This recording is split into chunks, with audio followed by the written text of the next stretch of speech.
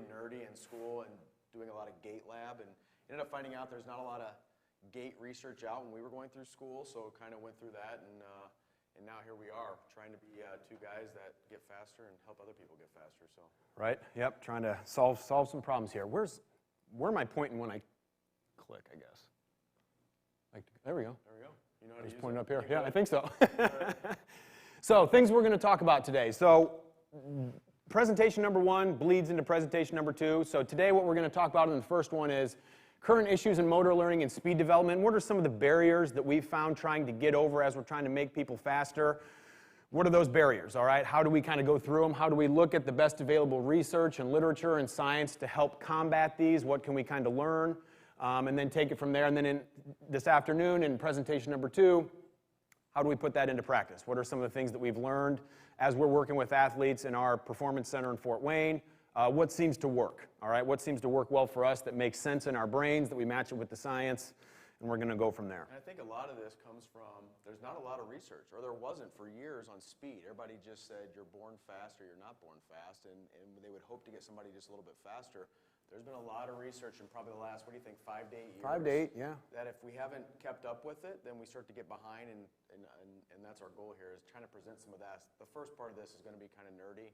We'll quiz you guys on neurology probably a little bit, like a little organic chemistry, and then we'll get into that question. All right. So first big buzzword, I feel like if you're in the blogosphere of speed development and science research, one of the big buzzwords right now is transference, right? Like what can we do that seems to have a direct influence on running fast, okay? What is it that we're going to have someone do in the weight room?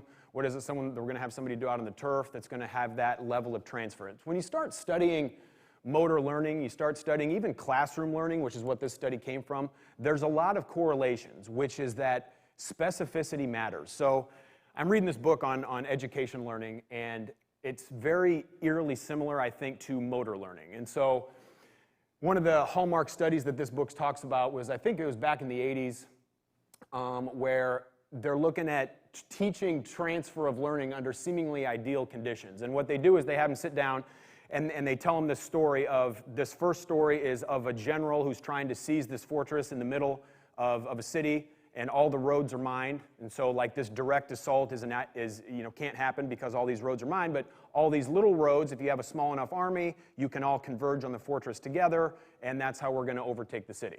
Okay, right? So everybody's like, okay, great, yep, convergence. Immediately following that, they tell them the story of, pretend that you are a doctor and this patient has a malignant tumor that you need to get out. And the way to do it is with this new ray, but if you blast the tumor with the ray, you're going to kill all the healthy tissue and the patient's going to die. But you can go through these blood vessels with little rays that won't harm the healthy tissue, but it won't also destroy the tumor. So then what do you do? And so there's this obvious, like, well, you use that same convergence solution that you used on the first story. And so what you do is you'd send the ray through, they'd all converge in the tumor at once, and the tumor would die, but you'd preserve the healthy tissue. And what they found is, like, even though, okay, I just told you this story, now we're going to go to the next story, this transference was very dismal, right? Like most people would not get the answer, only 30%. 10% would get the answer without the first story, so they concluded in this study only about 1 in 5 subjects transferred what they learned. And so it just got me thinking, like, hey, when we're talking about training, specificity matters. In the classroom it matters. I mean, that's a whole kind of different, thing of looking at. But the idea is, like, we need to make sure if we want people to run fast, we want people to jump high, this level of specificity we need to achieve has to be very specific, right? We can't, like, there's this years and years of, we're going to have them do this, but it's so far removed from what we want them to do that we're just assuming this transference happens. And I think, kind of like Jason said, as the years are coming and more research is coming out, we're finding that transference doesn't always seem to happen so well. So what can we peel back, and how can we get real specific, which is kind of one of the overarching themes of the talk? How specific do we need to get? This really hit home to me when we were in college, and you're getting stronger and you're doing things, but your 40-yard dash time isn't improving. Like your squat goes up, 50%, but your times are stagnant, or you start getting slower. Why does that happen? And I think a lot of that comes from this transference. Like, I might be able to squat 2.5 times my body weight, but my electronic time 40 or my 10-meter fly time didn't improve at all. Why? So we have to figure out, how do we get that transference to happen? I think some of this comes from Nothing in the weight room moves at 10 meters a second. Fast sprinters move at 10 meters a second. So how do we get something from the weight room to transfer over, or how do we get some drill to transfer over? And that's what we'll try to get into here. Yeah. So just like he said, specificity of training, okay, if we want to run fast, there better be some level of running fast that we do in training. Specificity of metabolic demand is something I see coming out more and more too. Like there is a difference between understanding your phosphagen system versus glycolysis versus Krebs, all right? And the idea is, hey, this guy's running distance, this guy's not. Similar energy systems, but what do we need to run fast? Which ones are we heavily emphasizing? Let's make sure we're doing that in training. Still don't really know where I'm. Nerdy There we go. stuff. Hey, that's my slide. There we go. Let's There we go. Yep. He likes to take this show.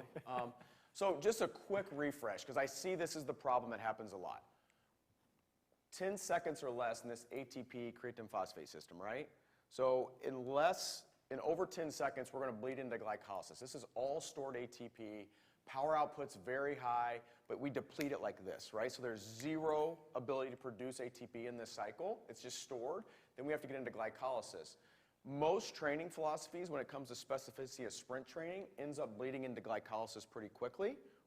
One, by we're doing too long of exercise, run, or I'm not giving enough rest time, so I have lactate building, and I'm never flushing it out completely.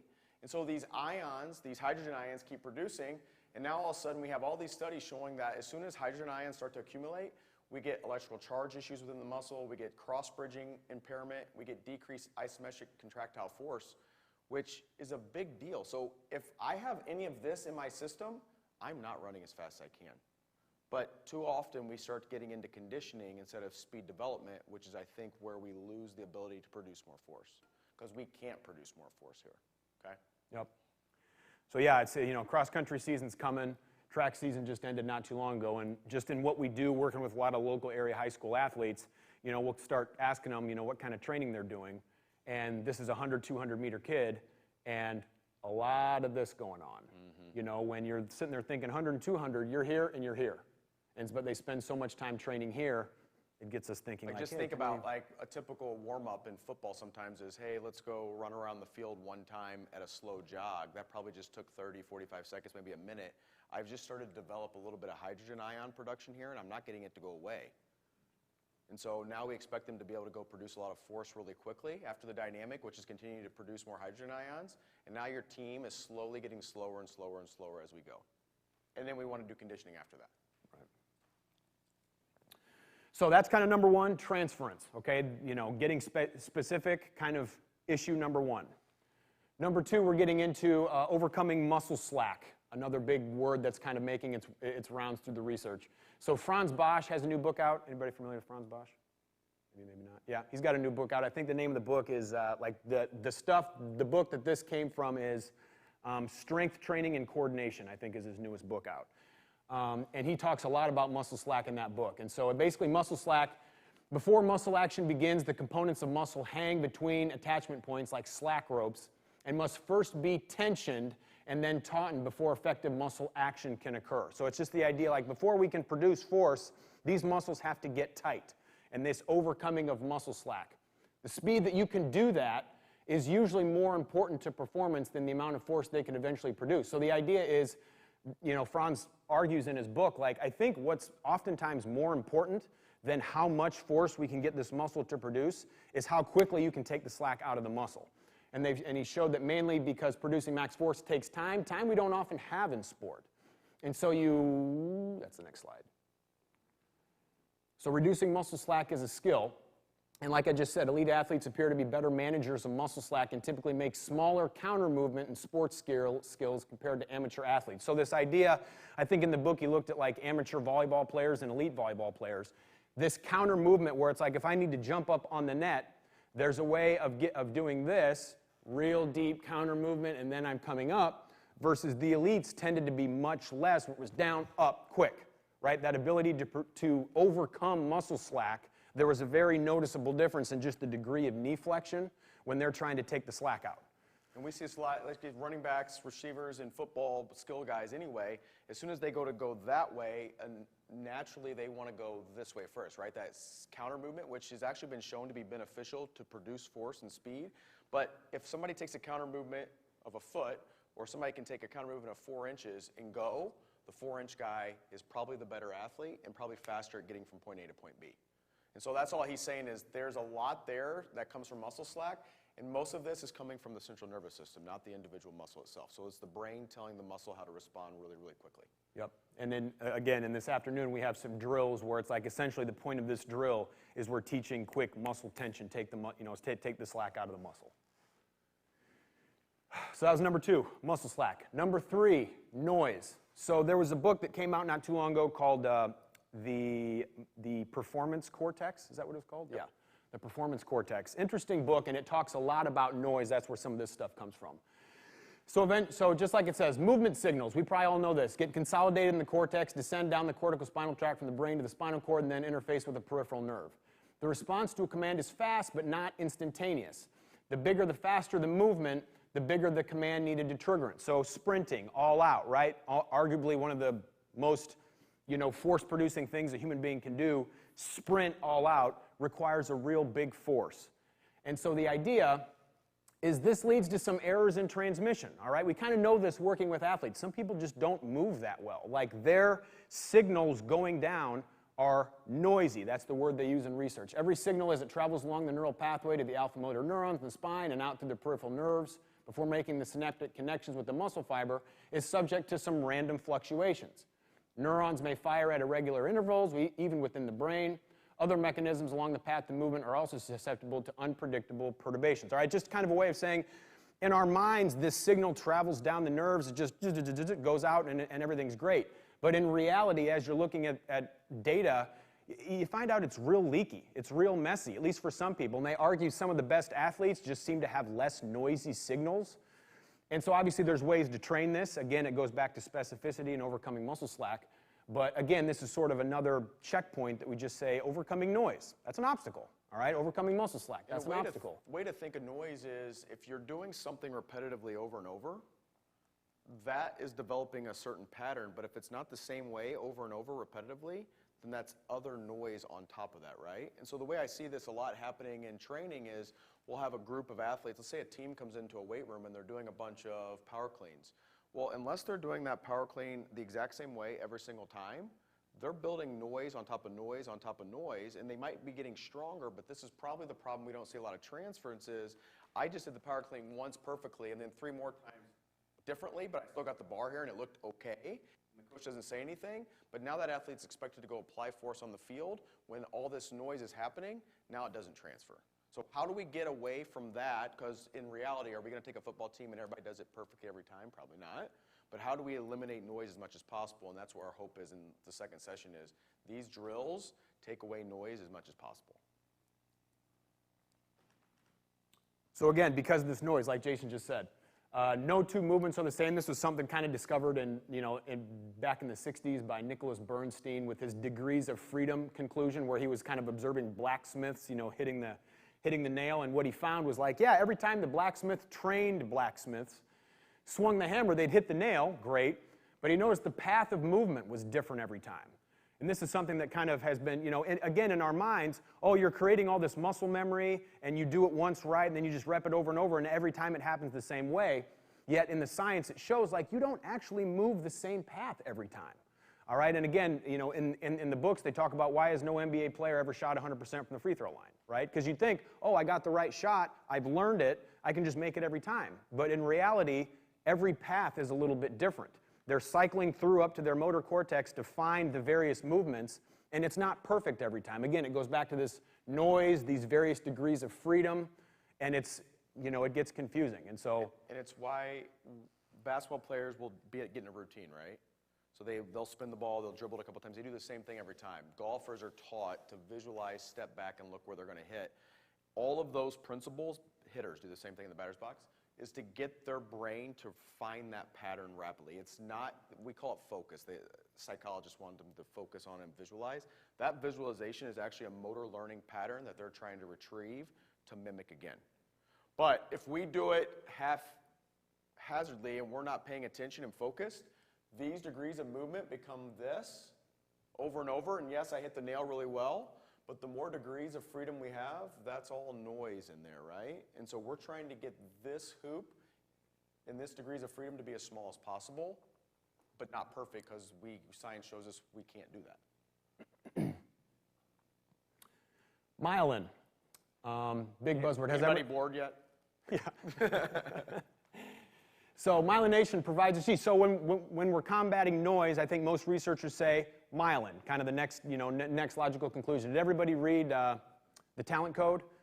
Like, I can't remember how many, it was probably 10, 12 years ago the Talent Code came out, where it's like, it's a whole book basically about myelination, all right, where the author travels around to all these talent hotbeds of the world to figure out, hey, why are Brazilian soccer players so good? Why are female Russian tennis players so good? And what they found is they're very good at perfecting movement, right? They over and over rep the same movement, kind of like what we were talking about, and things get myelinated. Current research tells us that's, yes, true. Myelination provides a sheath that wraps around the nerve fiber so that impulses don't leak out. Again, it eases noise. But the other side of that coin is that takes a lot of effort and it's expensive. You can't make infinite amounts of myelin, all right? Myelin takes up space and you don't have infinite space in nerves, so you wrap only a few of them. So again, it kind of, as researchers look at talent development through lifetime, there's always this thought of like, at some point when you get, let's call it into your 20s, late 20s and 30s, there's sort of this talent window that closes.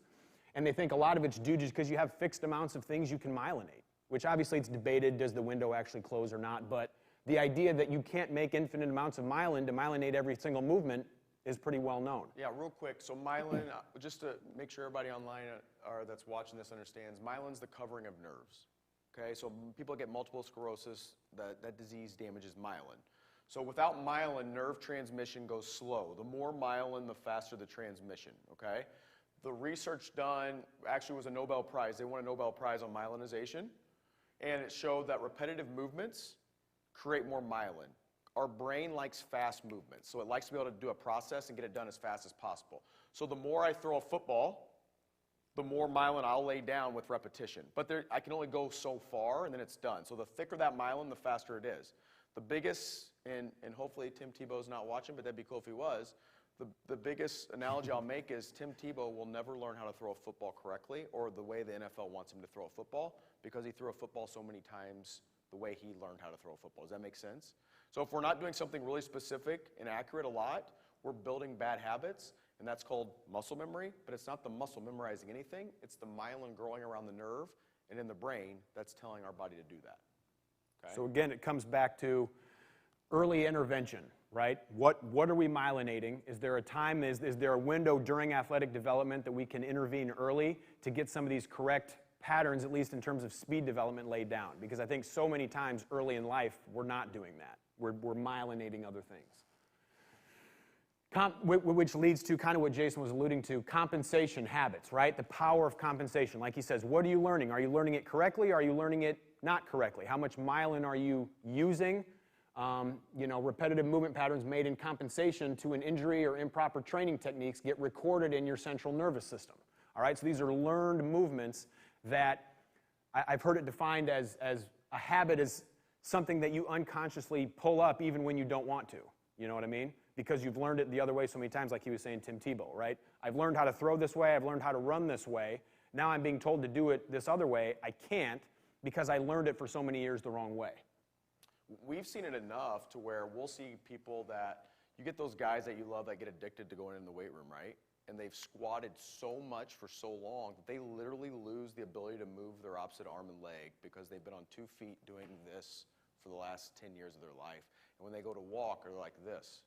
And then when you tell them to walk with their arms and legs moving together, they'll start doing the same side. And it's like their cortex is so screwed up from not doing cross-crawl stuff enough. Can they squat a Volkswagen? Yes. Can they go out and move in any direction? Heck no. And that's that. Right. So going into, we're going to go down a little bit of a compensatory rabbit hole here to just kind of make some of these things understood. So movement, okay, walking from a bird's eye view. If certain patterns are not intact, there's compensation, kind of like what we talked about. Power leaks, we're going to go through a couple of those. Premature ceiling on gains, increased injury risk. If you're not moving well, then you're putting a ceiling on how fast you'll be able to move, how strong you'll be able to get. You're leaving yourself susceptible to injury. And like I just said, you're not going to be able to run as fast, do things as fast, because there's these little power leaks that we're going to see that can develop. So as you look at somebody walking from bird's eye view, and we're not going to get too crazy into this, but this is kind of what Jason was just saying, this cross crawl. As you move, opposite arm, opposite leg, what's supposed to happen, you flex and externally rotate the left limb, and you're also flexing and externally rotating the right arm. As you extend and internally rotate this and extend and internally rotate that. And so as we're looking at our athletes, how many of them are doing this well? How many of them we're seeing some issues here, right? We got decreased internal hip rotation. We got decreased internal shoulder rotation. What's that doing as we watch them move, which walking, a very basic neurologic representation of what their cortex is doing, can we start to tease out some of these things? Is that putting a premature ceiling on gains?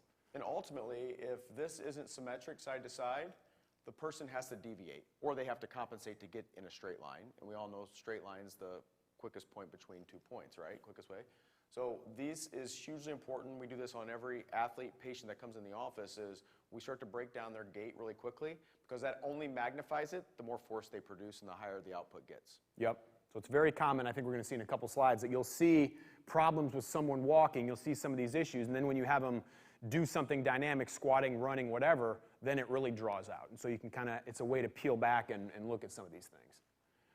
So 3 common patterns we're just going to touch on that I think are very good with athletes are poor sagittal plane hip control, flexion-extension relationship, poor frontal plane control, this guy over here, and an incompetent foot tripod, which you need for a stiff strike on the forefoot. So we'll kind of go from the bottom up. Feet, okay? So your feet, muscularly speaking, work like the tripod of a camera, okay? There are 3 points that you need to be able to anchor to the ground, okay, in a good muscular manner.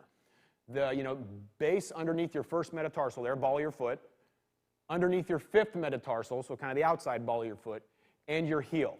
And again, this afternoon we're going to show some videos of how that looks in practice.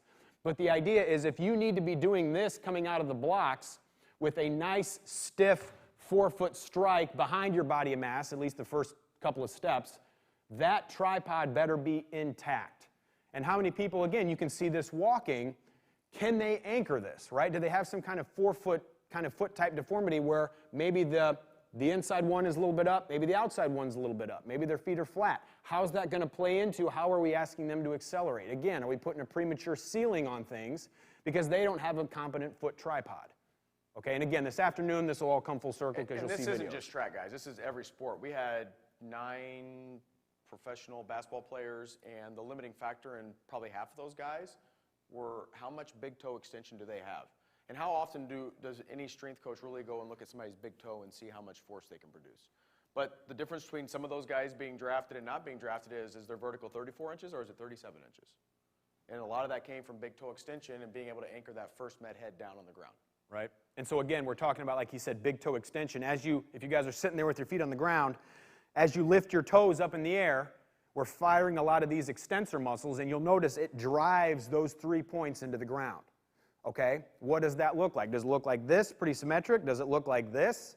Does it look like this? All right, is that very weird? Or, like Jason said, when you tell them to extend their toe, it comes up 1 degree. Yep. All right, so how well are we anchoring that? Probably not well. And again, if you're a basketball player, you're a sprinter, that's a big deal. And as soon as that happens, you can't get there, there's no way you're getting enough force to get through your hip and glute to extend, okay? So that's one of those transference things. We don't see transference necessarily because that isn't being duplicated in the weight room all the time, so now they can't even if they're getting stronger with hip extension, it doesn't carry over the field because their brain can't get off of that. Right. Okay. Going up, poor frontal plane control. I think, hold on one sec. Yeah, that's her. So poor frontal plane control. So again, if you look at this guy, like what's supposed to happen when you're walking and running is there's this moment in time when you're on one foot, right? And when you're on one foot, we can kind of, for simplicity purposes, we'll look at 2 groups of muscles. One is your gluteus medius on that side, and the other is your opposite side core muscles, your obliques and things. And what's supposed to happen is we strike, this glute med holds your hip over your foot, and this opposite side core keeps your pelvis level. So what happens is you stay stiff, you don't dip into the frontal plane. Okay, so frontal plane engagement bad when you're trying to sprint. So like this person here, their opposite hips drop significantly, right? And so that person being able to swing through this side, so it's their left side, so this has happened. The ability for them to actually swing through in the sagittal plane is impossible because they're going to catch their foot, right? And so at some point this has to happen. They have to swing around through the transverse or frontal plane to get there, and probably both. Yep, and these are people that you will see what it kind of looks like. I think. Wonder if this video will work. How do we play those? Do you know? They're embedded? So it's a video of just, hey, what does a frontal plane challenged athlete look like in practice? This is a video. We'll see if we can get it to play. But anyway, while he's looking at that, oops. Oh, he must be hitting it. Play. There we There go. we go. Yep, it's going. So it's in slow motion video. But these are the people that typically So you will drop see hip, massively foot cross comes over. across, foot comes across. So she's running on a tightrope right now, right? So she's moving in a sine wave. And believe it or not, she's a state caliber high jumper, High long jumper and a sprinter. Yeah. So fixing her ability to not shift in the frontal plane will make her more efficient going in a straight line, which will cause her time to come down, right? And so we could take a couple tenths of a second off of her 100-meter time, which puts her in 8th place to maybe 3rd or 4th place. Like, that's a big, big difference that's not going to change if we just get her stronger. We need to get that fixed. Because there's some research came out in 2017 where, I think this was out of Japan, where they have a real long force plate track. They were able to see, like, when you're coming out of the blocks, steps 1 through 4, you're at 12 inches apart, elite sprinters, okay?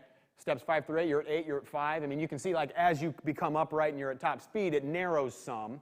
But the idea is when you're her and you're at 0% apart, that's a massive power lift. She's negative, right. So the idea is, hey, coming out of the blocks, we need to get somewhere close to here is the goal. And right now, you're registering off the charts. So that's, again, we can do all the weight training and whatever work. If we're not fixing that, I think we're missing a big chunk of it. Just think a soccer, your first few steps make, I think the average distance in the World Cup was 9 meters for a sprint. Like, they're not running miles at a time, right? They're running 9 meters and they're walking, and running 9 meters and they're walking. Like, if they lose that, that's the difference between getting to the ball and not getting the ball. If they're at 8 inches instead of 12 or whatever ideally you should be at that point, right. You're losing time. Yep. So that's a lot of lost time and a lot of power leaking out the sides. A lot of power leaking. So a lot of the stuff we're going to show you guys this afternoon, this has been her homework for a long time, and she's getting there. So, how does research science tell us to train to build speed? All right, what can we focus on to cut through the noise? How can we minimize compensation? And I kind of took it as, how can we make speed our scaffolding is kind of the buzzword in research world, is the scaffolding. Like this idea of like, there comes a point when you're learning to ride a bike that it just becomes automatic, right?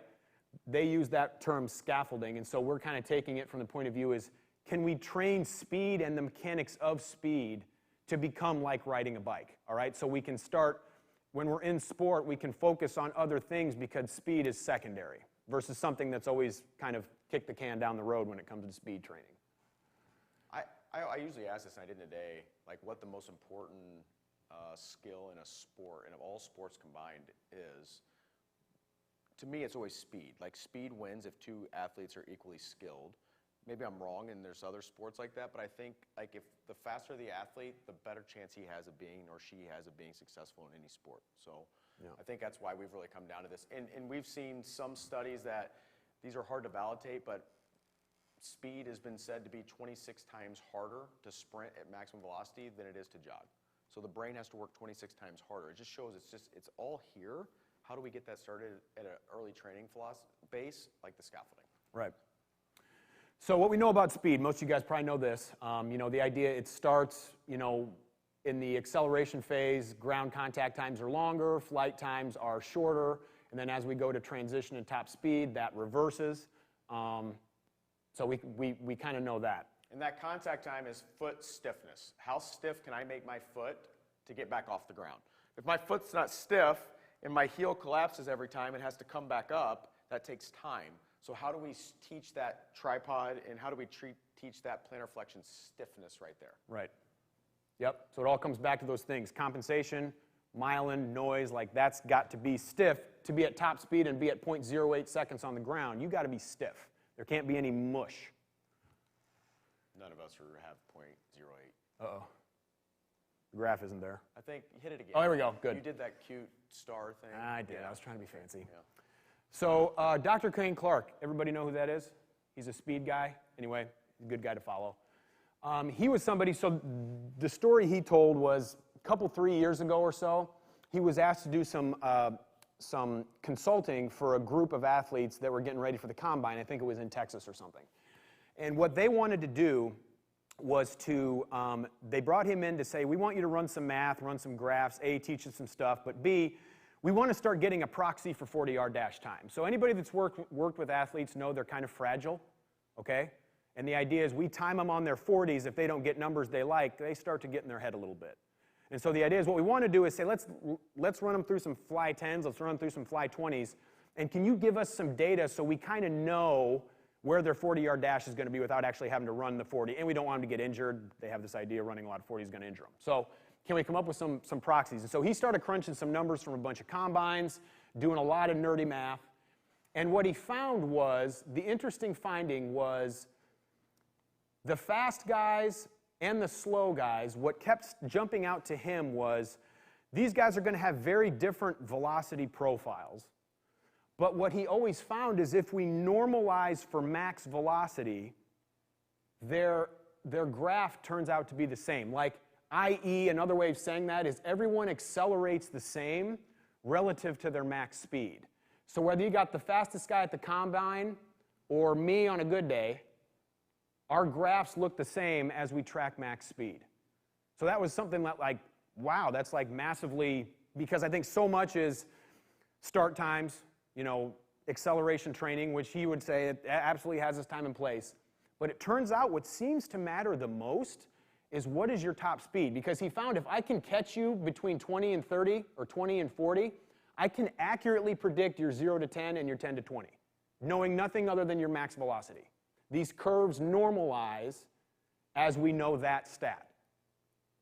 So then he took that and had it published in the Journal of Strength and Conditioning Research, where it's like, okay, as max velocity increases, we have a real good understanding of your 10-meter time and a very good understanding of your 40-yard time. That means it's pretty predictive. With an R-squared value of 94%, kind of means 94% of the variation of this is due to their max velocity.